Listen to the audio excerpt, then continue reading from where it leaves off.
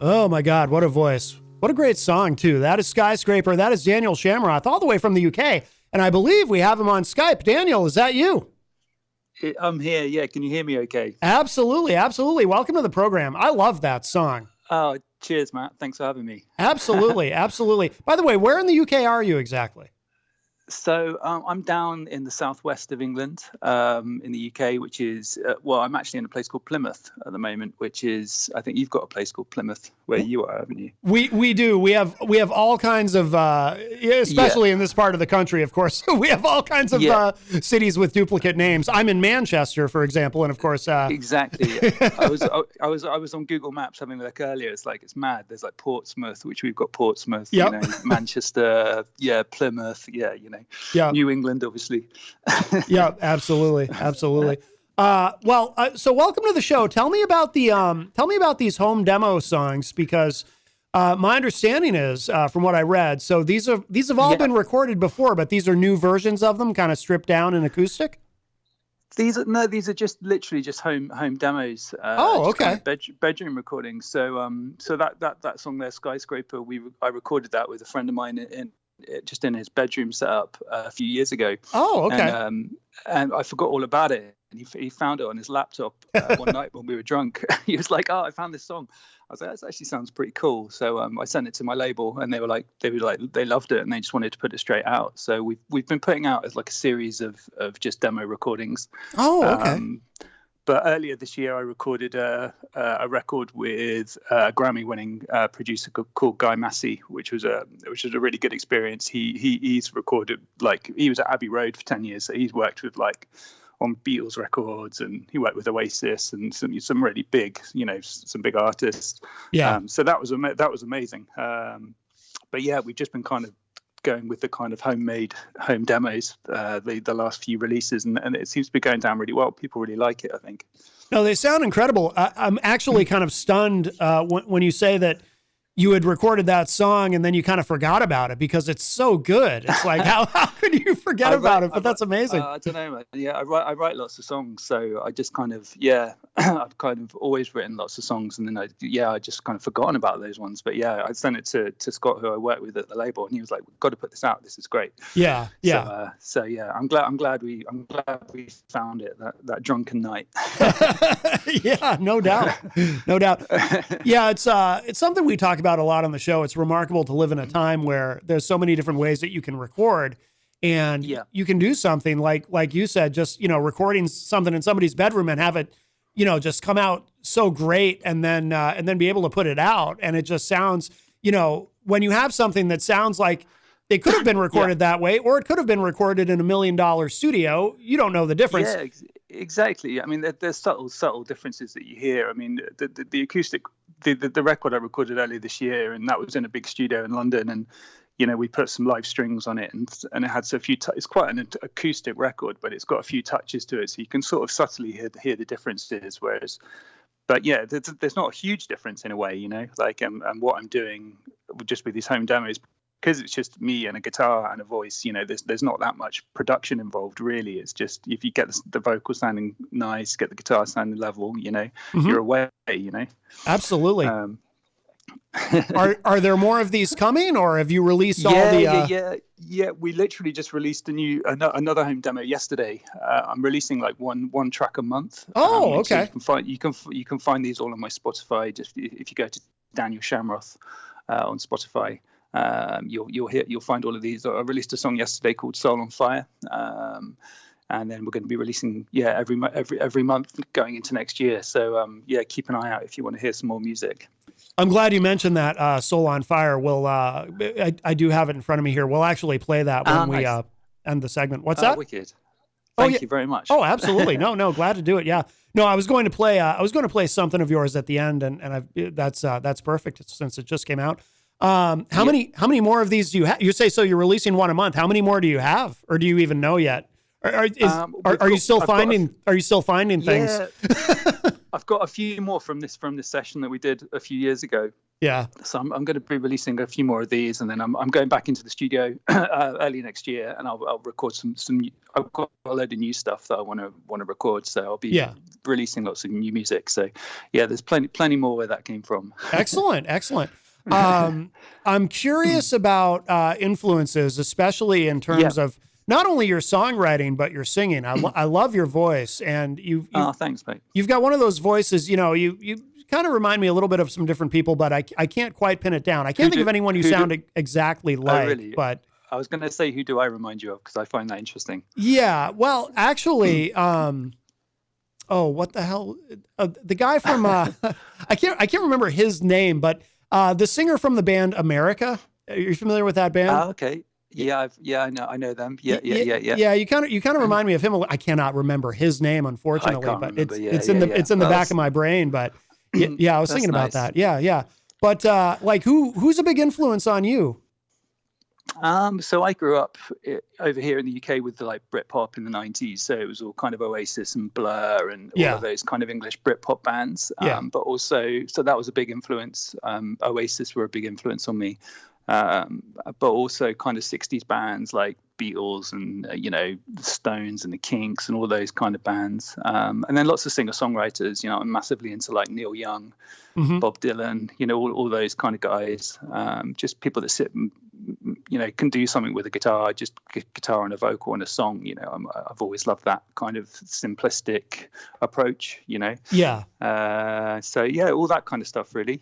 Loads of stuff. Tom Petty, I love Tom Petty. I was watching the Tom Petty documentary a few nights ago, the one about Wild. Are you a Tom Petty fan? I am. I'm a casual fan. I don't. I never had all the albums, but you have to understand. You have to understand in America, if you turn on any classic rock station and you listen for an hour, you're going to hear a Tom Petty song. So you can hear a Tom Petty song. Yeah. So I'm a big Tom Petty fan. I love some of his more sort of solo acoustic-y stuff as well. Yeah. So yeah, loads of stuff. But yeah, big Beatles fan. That's one of my kind of major loves musically is all the Lennon McCartney stuff, and I love all of that. Yeah.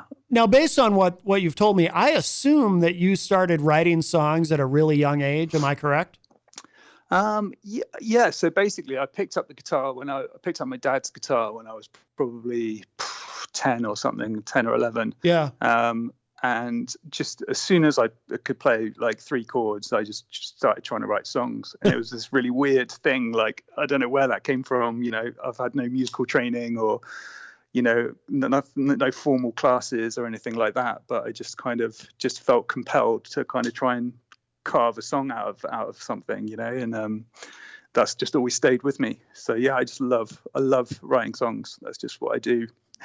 Yeah, it's interesting what you say about how you don't even know where it came from because you didn't have any musical training. And I've kind of realized over the years, I think music is one of the few things. Well, let me broaden it out a little bit. I think creating art more broadly is one of those few things that can be just really sort of intuitive for some people, because anything else that you try to do, you have to kind of there's some sort of training involved. If you want to be a nuclear physicist, for example, that's not something you can intuitively figure out. But but when it comes to music, some people are able to just kind of intuitively figure out how to play guitar, figure out how to sing. Most of the vocalists I talked to never had any formal training. They just can do it.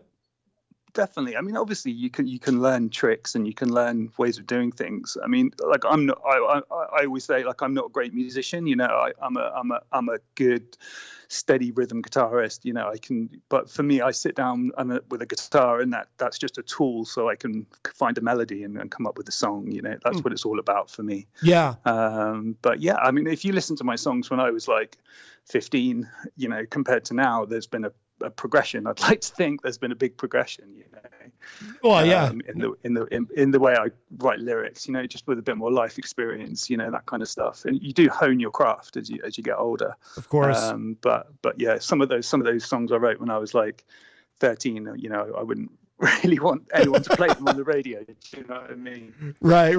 Well, so I am curious. Did any of that really early material survive? I can't remember who it was, but I had one guest on the show who had written a song when he was 12 years old, and I asked him, Do you still play that today? And not expecting him to say yes. And he was like, yeah, actually I do. I was like, wow. Listen, no, any songs that I wrote from that age have been hidden away, put hidden in a safe and locked away, and the key has been thrown away. Do you remember the first song you ever wrote? You'll laugh about this. I can't believe I'm actually saying this out loud. But yeah, so one of the first songs I ever wrote was a song called "The Guy Upstairs Is an Alien." And I can still, I'm not going to sing it for you now, but I can still sort of remember the melody of that. But but I was just kind of learning how to put words and, make things rhyme, and just learning the basics, But it's always been something that I've just been curious about and loved, Yeah. And that never goes away, and I think I'll be tinkering around on the guitar, into my old age. It's just something I absolutely love. Yeah. Is that what comes first for you when you write? Is a melody on the guitar, or do lyrics ever come first? It comes in different ways. So yeah, sometimes it all comes out in one go, like it all just kind of falls out, and those are generally the best songs. Like it just all falls out effortlessly, and it's like this the chords, the melody, all the changes and the breaks, it all just kind of just comes out in one go, and you've got to quickly grab a paper and pen and just get it down. Mm-hmm. But then sometimes you've got to really work at a song and chip away at it, and what word rhymes with that, or what am I going to do on this after this chorus, or so it works in different ways, but normally I'll kind of play a few chords, and then the melody will come in, and it will just kind of take on a life of its own. But yeah, I just love just grabbing something out of the air. You start with nothing, and then suddenly you've got this song, out of thin air almost, and it's like a magical experience. Right. I love it. Right. Yeah. Absolutely. Now, so tell me about what happens when you play live. Do you is it always just you solo, or do other musicians join you, or how does that? Or maybe you have a band. I don't know. For the last few years, I was playing in an indie band called the Loft Club. Oh, okay. And we were actually signed to an American label actually, in LA. And so that was kind of my thing. It was my songs, but with a band. It was kind of like a slightly alt country indie kind of vibe, and that was all going really well. And then we had coronavirus lockdown, and that kind of blew everything out of the water a bit. Yeah. But now I'm just doing me and a guitar, just me going out and playing solo. I'm going to be doing some shows and going into next year, and maybe with a band as well, just to kind of pad it out a bit. But it's very stripped down, just mostly just me and a guitar. Okay. Which is nice in a sense, right? Because I mean, being in a band is great and all, but at least when it's just you and a guitar, it certainly simplifies things. There's more places you can play, and you don't have to work around anyone else's schedule, and so that's good. Exactly. Yeah. There's less people to fall out with, unless you start an argument with yourself. Exactly. I've played in a lot of bands, but I never did a solo acoustic thing, so I've always been a little bit, I've always wondered what that must be like, and the freedom that comes with that. What did you say the name of what did you say the name of the band was? The Lost Club? The Loft, as in like up in the loft. Oh, the Loft. Okay. LOFT. Yeah, the Loft Club. Yeah. Now, is anything that you did with that band, is that available online? Yeah, that's all on Spotify, so you can go and hear that as well. We did a collaboration with Lisa Loeb, if you know Lisa Loeb. Yes. Oh, yes. Yeah. We did a song with her actually called which was a song of mine called Flicker. And she put a verse on one of the songs, and that actually got onto the Billboard chart. So that was a kind of a song that kind of did something in America. Yeah. So you can go and hear that on Spotify. Oh, that's very cool. Do you have any plans to get back to being in a band, or I mean, it sounds like the solo acoustic thing's working out pretty well. Yeah, I'm really enjoying doing what I'm doing at the moment. To be honest, it's I've got a really good label that I work with here in the UK, and we just work really well together. And I get a song, I can record. They put the record out, and suddenly it's out on Spotify, and it's just a nice setup, and it seems to work really well. So yeah, I'm kind of happy doing things as they are at the moment. I'll probably put a little band together to go and do some of these songs next year, as I said. But I'm happy as I am, I think. And then now, so you're working with Guy Massey. Has that already begun, or is that coming up? Yeah, so that's the record. That's the record I did earlier this year. So it's Okay. called. So that's the one we recorded in London. So that was called Major Companion, and it's a 6-track EP. And I was talking about him earlier. So Guy's he's won 2 Grammy Awards. He's he remastered all the Beatles records, and he's just worked with everybody. So that was a really cool experience for me to go and see how he works, and be in his world. So that was super cool. And we put some strings on a couple of the tracks, and we recorded in a studio called Conch in London, which is belongs to the Kinks. It's the Kinks recording studio. So that was a really cool experience. Oh wow! Yeah. Oh, that's extremely cool. Is that intimidating at all, working with somebody like Guy Massey? I mean, that's, he's a heavy hitter. You know what? I really thought it was going to be, and then I met him, and he just completely just put me at ease within seconds. He was just yeah, come in, have a cup of tea, sit down, chatting him. He's got all his gold records on the wall or whatever, and I was like, whoa. But he's just really down to earth, really lovely guy, and an amazing producer, a really cool guy to work with. We had a lot to talk about. We were into the same a lot of the records that I loved growing up listening to in my teens. He was involved in the recording, so it was it was quite a big deal for me. But a really great guy, and a great producer. By the way, you mentioned this is a little off subject, but I'm just curious because you mentioned Oasis earlier. How are things looking over there? Did they already? They haven't played those shows yet, right? I know tickets went on sale, but. No, so with my band, the Loft Club, we actually managed to support Noel Gallagher a few years ago, which was this amazing experience at this old castle. They do these big outdoor gigs at a place called Powderham Castle, and that was he's one of my heroes. So that was an amazing thing to get anywhere near. Oh yeah, being on a stage with him. So that was a real highlight for me. But so when I heard they're getting back together, it was me and all my friends who are big Oasis fans were very excited.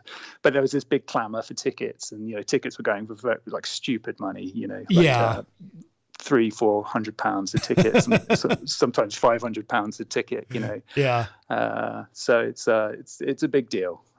It's a big deal over here for sure. Yeah, absolutely. Oasis is one of my favorite bands from the 90s, and my favorite Oasis song is Acquiesce is my favorite Oasis song, which originally was a B-side, but then they performed it on Saturday Night Live. I was like, how cool is that? Performing a B-side. Totally, and that's why I love Noel Gallagher, because some of his best songs were B-sides, and that song Skyscraper that I wrote is people have said to me it sounds a bit like an Oasis B-side or something. It's got that kind of vibe to it, I think. But some of my favorite records of theirs are the kind of hidden gems that you find on a B-side somewhere. I feel like it's kind of a British thing where artists will put will put on a B-side something that is not available anywhere else, because a lot of them, when I was growing up, I noticed this, a lot of American artists, the B-side is just another song on the album. You know what I mean? But a lot of British artists seem to really insist on making the B-side something completely separate that you can't get anywhere else, which I always thought was really cool. Definitely. I think it started with the Beatles, because they were really wanted to make sure that the fan. I saw an interview with Paul McCartney talking about this, and he was he wanted to make sure that the fans were getting the most for their money. Mm-hmm. So when they'd buy the 7-inch single or whatever, they try and make sure that there was a lot of good material on there. So they try and make sure that the B-side was as good as the A-side. It's almost like the double A-sides and all of that stuff. And so I think it was just what Oasis were doing was trying to continue that tradition of trying to give people good quality music. They're paying money for a single, and they want to make sure that they get 2 good songs, not just one good song and a filler on the B-side. I always respected that, and Noel is one of those guys too who's always writing, so it makes sense. He's got plenty of music. Absolutely. he's not short of a song or two for sure.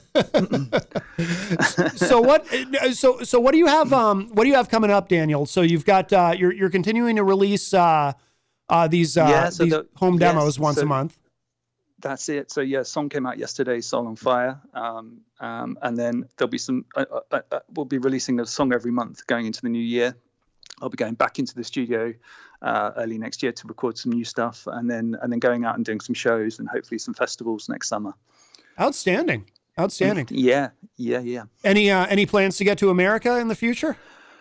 Well, yeah, we were really close to having an American tour with the band. And, it was all being lined up, and then because we did the Noel Gallagher support, and then the album came out, and then everything was going great, and then we got some American radio, and that was all going great, and then they were going to bring us over for a tour because it was obviously an American label, and then obviously coronavirus hit, so we couldn't go anywhere. You know, it was like no one could do anything, and it just really like knocked the stuffing out of the whole thing. But yeah, I'd love to come over. I'd love to come over at some point. So yeah, in the future, I'd love to come and I've been to America a few times, and I absolutely love it. You know, I've spent some time in Seattle and Miami and a few other places. So yeah, I love it. Nice. Yeah, Seattle's obviously a very in terms of American music, a very influential place, especially in the 90s, you know, all those bands. Yeah. Nirvana and Jimi Hendrix that's the whole thing from Seattle, isn't it? Oh, yes. There you go. I forgot about that. I forgot that he came from there. Yeah, that's right. Absolutely. Daniel, where should people go online to keep track of everything that you're doing so they can keep up, especially with these new, and by the way, we would love to be sort of one of your American radio partners in these promoting these singles. Great. As they come out. If you send them to us, we'll play them. We'll premiere them here. Brilliant. I really appreciate that. Yeah. Well, there'll be one a month. So excellent. Yeah. You won't be short of it. Yeah. You won't be short of a few songs. But yeah. So you can if you want to hear anything, go onto my Spotify. It's probably the best thing. So just to go Daniel Schamroth, and you'll find me there. And then if you want to come and chat to me on socials, I'm on Instagram, on, all those kind of platforms. Just if you just go to @Daniel Schamroth, you can come and chat to me there and see what I'm up to. Outstanding. All right, so we're going to close out the conversation with this track, Soul on Fire. This just came out yesterday, you said? It just came out yesterday. Yeah, it's brand new. Outstanding. Has this been on American radio at all? That you know? No, I think this is a premiere on American radio. So you're the first. Awesome. We love it. We love to do that.